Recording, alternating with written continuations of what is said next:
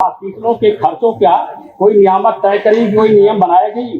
डॉक्टरों की फीस से लेकर के जांच केंद्रों तक का कोई नियम कानून बनाएगी ताकि उसके तहत लोगों को उसका लाभ मिल सके, वरना स्वास्थ्य सेवाओं को नहीं सुधारा जा सकता। इसलिए हम आपसे पूछना चाहते हैं कि कोई नियम कानून ऐसा बनाएंगे जिससे गरीबों को स्वास्थ्य सेवाएं सुलभ ढंग से मिल सके। धन्यवाद। माननीय मंत्री जी, माननीय मंत्री जी, माननीय मंत्री। माननीय सदस्य के सवाल के जवाब में हमने विस्तृत रूप से लिखित जवाब दिया है।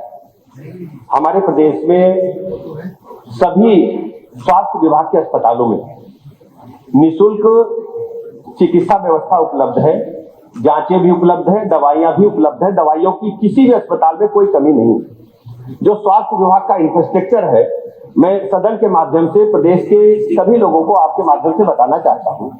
माननीय अध्यक्ष जी, हमारे पास 5000 की आबादी पर स्वास्थ्य आरोग्य मंदिर पब्लिक सब सेंटर उपलब्ध है, जो 5000 की आबादी पर अपनी पूरी क्षमता के साथ काम कर रहे हैं।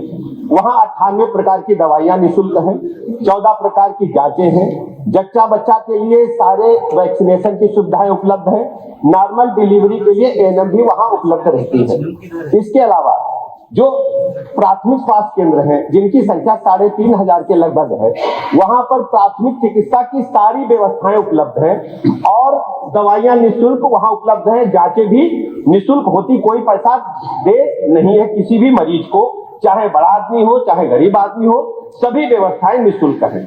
जो सीएससी हमारी सामुदायिक स्वास्थ्य केंद्र है, वो 30 बेड का इंडोर हॉस्पिटल है, वहां सभी प्रकार की जांचें निःशुल्क, दवाइयां निःशुल्क और जच्चा बच्चा के सीजरियन डिलीवरी के भी सारी व्यवस्थाएं उपलब्ध हैं। हमारे पास जिला लेवल के अस्पताल हैं, वहां भी सभी प्रकार की जांचें जो अनुमन्य होना चाहिए जिला लेवल के अस्पताल में निःशुल्क है। दवाइयां सभी प्रकार की हमारे पास निःशुल्क उपलब्ध है। बेड की आईसीयू बेड की संख्या सभी जिला अस्पतालों में है। इसके अलावा विशिष्ट श्रेणी के जो अस्पताल 100 बेडेड और 50 बेडेड है, वहां जिला लेवल की सारी दवाइयां सारी जांचें निःशुल्क उपलब्ध है। इसके अतिरिक्त यदि कोई गंभीर रोगी है, मैं पुनः सदन के माध्यम से आदरणीय प्रधानमंत्री नरेंद्र मोदी जी का आभार प्रकट करना चाहूंगा। माननीय प्रधानमंत्री जी ने देश को भारतवर्ष की दुनिया की सबसे बड़ी योजना आयुष्मान भारत देने का काम किया है और मैं प्रदेशवासियों से कहता हूं, आपके माध्यम से माननीय सदस्य को भी जानकारी देता हूं, उत्तर प्रदेश राज्य आयुष्मान भारत कार्ड देने में पूरे राष्ट्र में नंबर 1 पर है। हमने 5.5 करोड़ से अधिक लोगों के आयुष्मान भारत कार्ड बनाए और माननीय अध्यक्ष जी, उसमें हमने सभी मरीजों को, उनके परिजनों को निःशुल्क जो भी सुविधाएं चाहिए 5 लाख तक की निःशुल्क उपलब्ध है। मैं सदन को सर आपके माध्यम से बताना चाहता हूं, ऐसे लगभग 6000 अस्पताल हैं जिनको हमने सूचीबद्ध किया है। 2900 के लगभग प्राइवेट सरकारी अस्पताल हैं और 3100 से अधिक अस्पताल हमारे पास निजी क्षेत्र के हैं जिनको हमने सूचीबद्ध किया है। वहां आयुष्मान भारत की जो सुविधाएं लगातार लोगों को मिल रही हैं।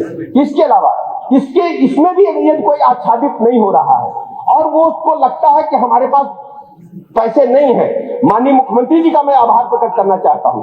1300 करोड़ रुपया मुख्यमंत्री सहायता कोष से ऐसे गरीबों को निःशुल्क इलाज के लिए दिया गया। माननीय अध्यक्ष जी, ये माननीय सदस्य का जो सवाल है और दूसरे सदस्य का जो सवाल है, इनको दर्द गरीबों का नहीं है, इनको गरीबों से कोई लेना देना नहीं है। ये केवल सत्ता की भूख, सत्ता के पेट में दर्द की वजह से चिल्लाते हैं। इनका केवल सदन का ध्यान अपनी तरफ आकर्षित करना कि अखबार में 2 लाइन छप जाए। अगर ये मीडिया के साथी फोटो ने खींचे, एक आदमी बेल में नहीं आएगा। पेट दर्द की आपके पास दवा है? इनका कोई मतलब नहीं है। और सर अरे वो आपके पेट दर्द की दवा दे रहे ना। अध्यक्ष जी, जब इनका शासनकाल था, मैं स्पष्ट कर दूं, 17 से पहले आंकड़े मंगा लीजिए सर। 17 से पहले आंकड़े अस्पतालों का, स्कूलों को तबेला बना करके रख दिया था। पूरी तरह से गुंडे बदमाश माफिया